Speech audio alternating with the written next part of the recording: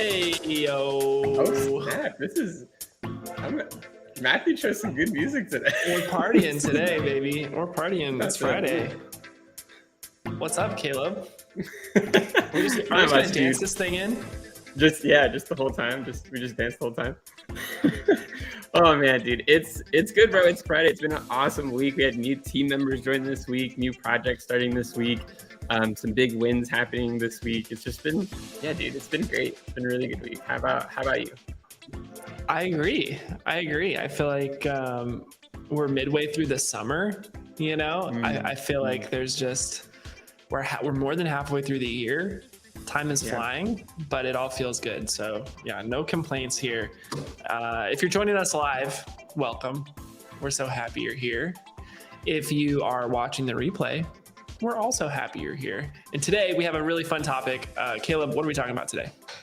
We got automations, guys. So 3 automations specifically that have been huge, pivotal for Dakota and I's business. And honestly, a lot of the clients that we've helped out over the years, these are 3, like I would say that if you implement any one of these 3 into your business, you're going to see a massive, massive impact. So we're going to talk about those 3.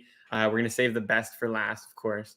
We'll just walk you through kind of like what it is, how you would set it up, and how it would be helpful to your business. So if you're wanting to save time, remove some of the monotonous tasks and things from your schedule, or just make your business more efficient, this is going to be for you. So yeah, man. Let's go. Yeah, let's get into it. We'll make it a nice, concise start to our training today. So Caleb obviously just mentioned we're talking automation, and one thing here that I think just thinking through why automation is important. The number one reason why is because if you're spending a big portion of your day doing monotonous tasks day over day, you're actually costing more in opportunity costs than you probably realize, right? I think like the whole general rule of thumb is if there's a way to automate a process, you should find that way and you should do it. Now, the problem is sometimes it takes a pretty techie person to figure out how to automate a process. Sometimes you have to outsource it. Sometimes you might not know where to go to even understand what to automate. And so hopefully we can cut some time, save you some time today by actually showing you the 3 things that really have changed our businesses by freeing up all of that time. And just know that this took us a really long time to figure out. So, if you're watching this, you're just going to get the shortcut to really know like how to save all that time that we spent figuring out how to automate these things. Enjoy. Exactly. Caleb, kick us off. What's number 1? It's going to be good stuff. Yeah, guys. So the first automation that we're going to cover is going to be when somebody opts in for something for your business. Okay, so in marketing, right, we talk about this all the time, having a lead magnet funnel or any way for them to basically give you their email address and their information to sign up to your list. Okay, when that happens, it's a massive opportunity for automation because now that you've collected that data, you can start to do things with it, right? So the very first automation that we're going to talk about is what happens after the opt-in. So I'm going to put that here on the banner. Yes, what happens after the opt-in? When we say opt-in, what we're talking about, generally speaking, for funnels that we run is someone gives you their email address, right? And so in our funnels, typically, we've talked a lot on this channel about VSL funnels. That's what we specialize in. And a VSL funnel is basically an opt-in page that goes to a video page, which goes to a survey or book a call page, which then goes to a success page. Very, very simple. You can opt in for our free VSL funnel ebook at our website too. So if you need to see that, check it out. But what we're talking about here is the opt-in step, which is basically they give you their email in exchange for something in return, whether it's a video training or something else. That's exactly right. Yeah. I'm going to see if I can actually pull up a diagram here in a second and just show you guys as well. But yeah, when someone opts in, guys, you want to make sure that you're starting off your automations to make your life easier, right? What you don't want to do is you don't want to have to say, okay, every single time somebody registers for your thing, you have to manually think about what you want to do with that person, right? If that's what you're doing, then you're making a big, big, big mistake when it comes to how you're handling your front end. Much. Well, okay. On the other side of it too, Caleb, is a lot of people just don't do anything. Right. That's true too. They ask for opt-ins and then for whatever reason, they don't send emails. They don't follow up. They just assume that people are going to go through the funnel and take action. Right. Right. And that's the other piece here. Exactly. They just kind of hope that what they've built, like on the actual web page or their funnel, is going to just carry the lead throughout. But automations, basically, it's such a great way to follow up with people in additional ways, right? And I want to showcase that really quick. So I'm gonna share my screen here in a second, kind of just show you guys a map of how this looks. So 1 second, let me pull this out.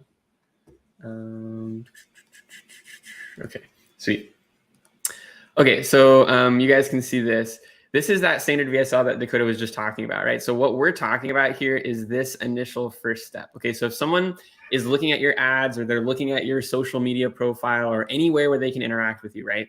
They see your stuff and then they decide, hey, I'm gonna opt in. I want to learn more. I want to maybe sign up for the email list. I want to get this free resource or this free asset, right? That's where they hit this page. Now, when that happens, you don't want to just be like, okay, cool, we got their information. Now let's send them over to whatever we want to send them to, right? In this example, we're showing a video sales letter, right? That's not necessarily like always the case, right? But a lot of people, like Dakota said, they just assume that because somebody opted in, they're going to carry on to the next steps automatically, right?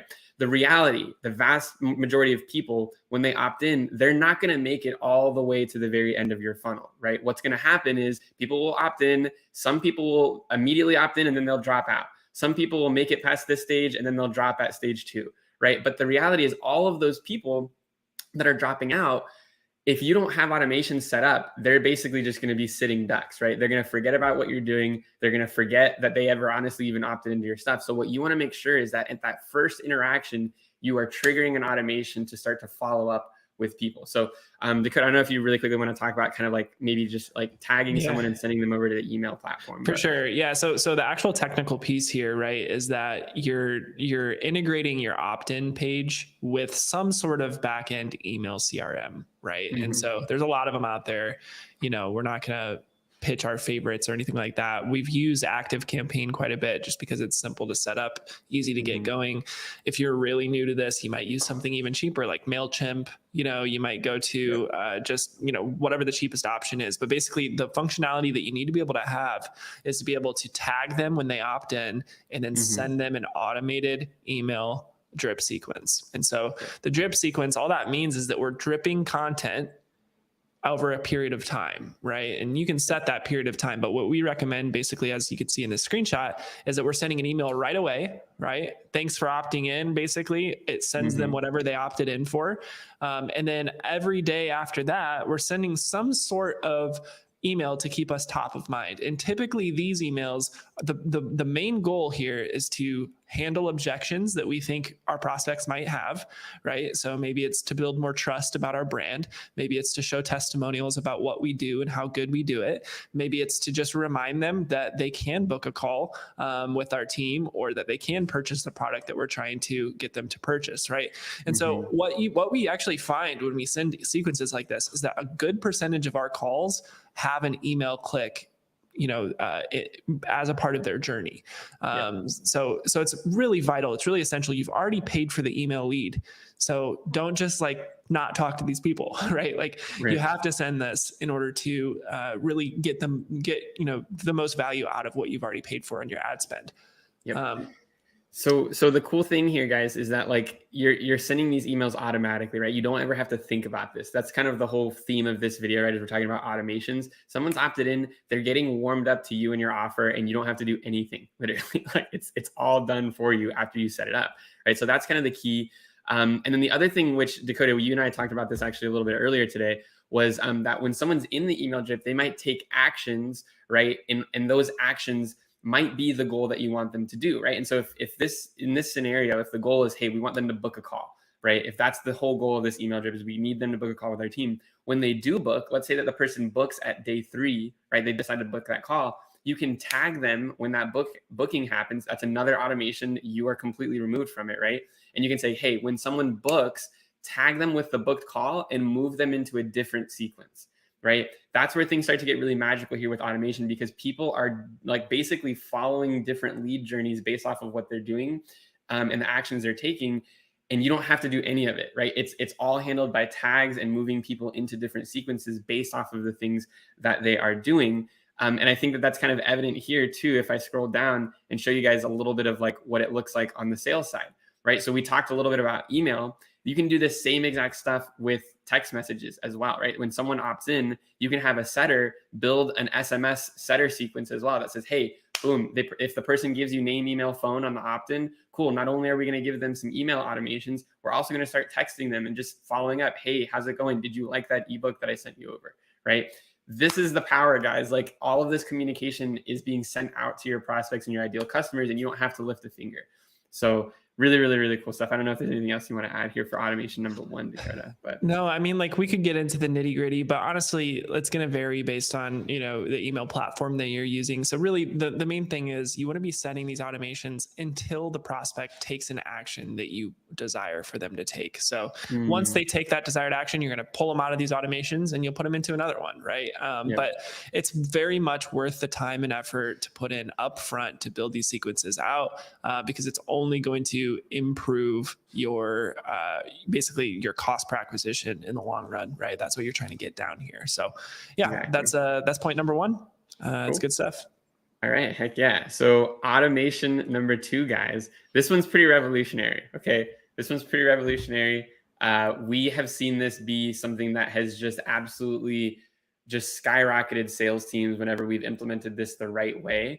And it's being able to send hot leads, hot applications, leads that didn't necessarily already book directly with someone on your team, being able to automatically send them into Slack, into a channel that your sales team can work on in sort of an either round robin or first come, first serve type basis. But this has been really, really, really, really huge. I'll see if there's an example. We might even have an internal example of this that I can pull up, Dakota. I might be able to show the ebook lead stuff. Oh, there, yeah. but, yeah. Basically, but yeah, this is cool. This is really cool. Yeah, and the tech that's required for this is pretty simple too, right? Like, really, all you really need is Zapier, which, you know, if you haven't used Zapier before, just know that Zapier is like the king of all automation tech. Like, if there's 2 things that you want to talk to each other, you want to figure out how to integrate something with something else, Zapier is usually what you're going to use. And so while Caleb's figuring out if you can pull that up, the main thing that we're kind of talking about here is when someone opts in or books a call or takes some sort of action in your funnel, you can automate that action, pull their name and their email and their phone number or whatever it is, and actually push it through in a Slack message to a Slack channel that's dedicated for that thing. So what's really cool about this is if you have a sales floor or you have somebody on your team who is reaching out to leads right away and trying to make sure that they're interested or trying to qualify them or even trying to sell to them, this is the fastest way to get in touch with someone who's directly interested with the thing that you're selling. So I find this to be like incredibly important because of speed to lead. And we talk about speed to lead a lot, but speed to lead is basically like when someone clicks and when someone opts in, that is the most qualified they will ever be. Right. If time passes, the more time that passes, the less qualified they're going to be. The world is a very noisy place, and they're going to forget about the thing they clicked on, and they're going to forget about the training they watched. But if you call them or you text them or you reach out to them right away when they opt in, the probability of them, converting is much, much higher. And that's what this really helps with. Right. Totally agree, dude. Totally agree. So I'll share.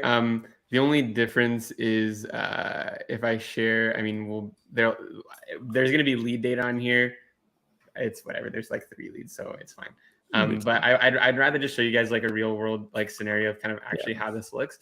So I'm going to share my screen really quick. This is Slack. Okay, so we've created a channel here called Add Class Ebook Leads. There's like 3 leads on here that we're showing. If you call them, don't call them. Don't call them. But seriously, like we just want this to be valuable for you guys, and we want to show you like what's actually happening in the real world. So this is one example of this. There's a lot of different ways to do this, but like I said, we've done this for a lot of like our own clients. However, this is just an internal version that we can show you guys. But if someone decides to basically opt in for an asset, right? What you can do is automatically take that application data and feed it directly to a lead channel internal with your team, right? So now if your team is in Slack, which that's the communication platform that we prefer and that we use the most, everyone's already interacting there, right? Your team's already there. Everyone can kind of communicate. And so if a really good lead comes in, boom, it comes in real time. It's in a communication platform that your team's already using, and they can communicate with each other, right? So if you've got multiple sales team members, like let's say Bob decides to claim the lead, Bob can say, hey, this is my lead or whatever. And then Sally can come in and be like, oh, hey, actually, I talked with this person yesterday. So I've already got a conversation going or whatever, right? And so it's a really just cool way to get real-time lead data flowing into a place where your team can interact with each other very quickly.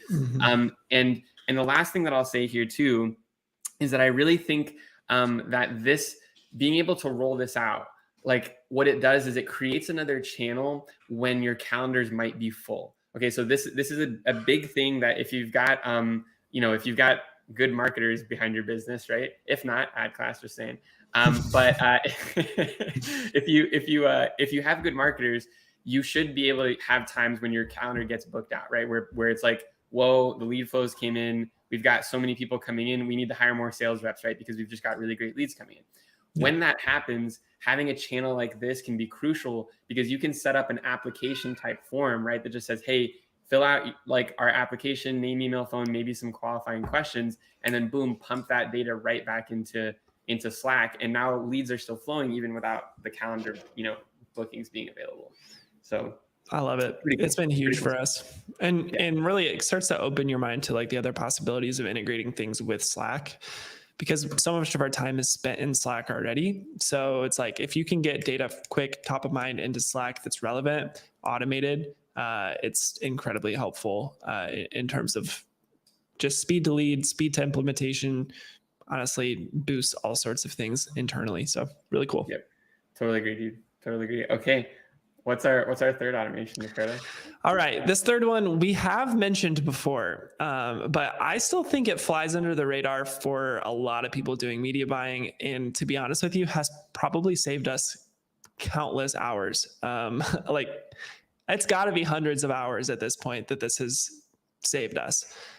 So this is Adveronics. Okay. So Adveronics is a plugin we use to automatically pull ad data into Google Sheets. Okay. So what we mean by that is basically, obviously every single day that you're spending on ads, the platform is going to have data, right? And usually you can go into the ad platform, you can look at yesterday, you can look at the last 7 days, you can look at the last 30 days, right? Whatever it is. But that automated text tools, ooh, there's a good question. I'll get back to that. But that last time period, you have to go into the ad platform every day and take a peek at it, right? And so what we prefer to do is have something called a PPC sheet, which just stands for pay-per-click sheet. We can call it whatever you want, but basically just cohorts all of our ad data in one place.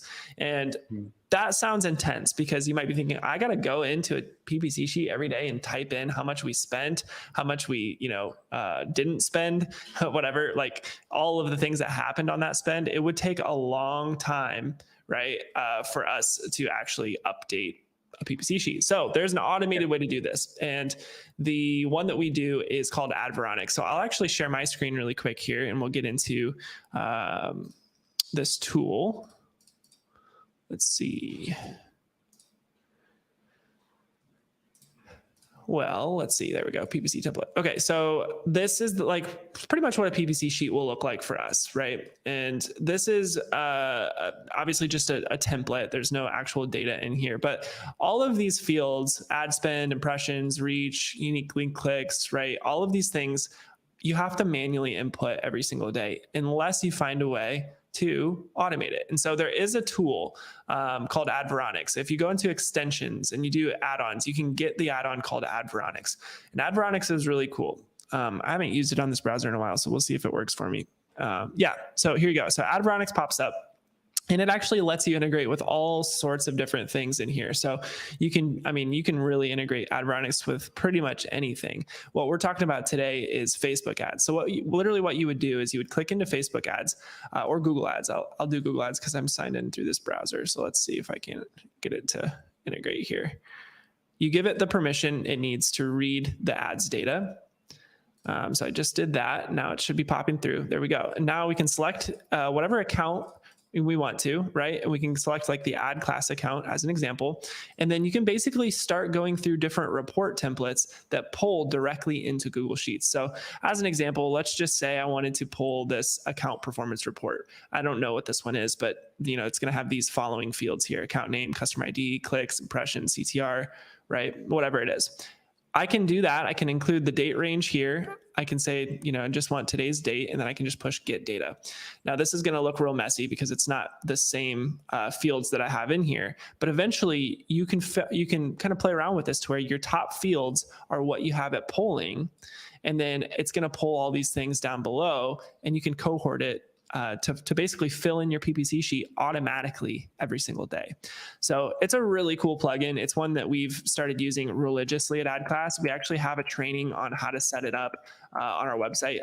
There's a little blog post. So if you got lost in the sauce here, just check that out. It's incredibly, once you get it set up, it's going to save you countless hours. And I would say if you don't have a PPC sheet, that's the first step. You have to have something like this to track your ad data. Otherwise, you're probably wasting money.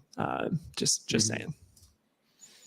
So that's number 3. So dude, that's vital. It's vital. I can't tell you guys, Dakota said at the beginning, but we've saved hours and hours and hours and hours with AdVeronic. So if you're currently trying to look at your ad data and you're wondering, hey, is there a better way for me to move it into Google Sheets and try to pull additional stuff?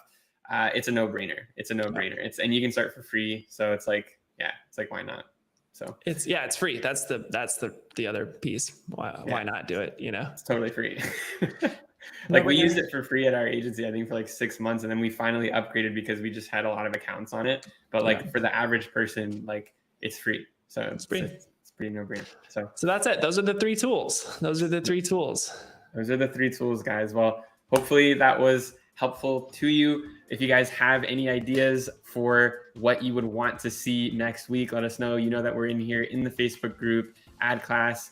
We do it every Friday, and this is free, and we just want to help you out. So if you want to learn something specific, if you have a topic in mind, go ahead and comment below. Let us know, and we'll catch you guys next week. Peace. Peace out, guys.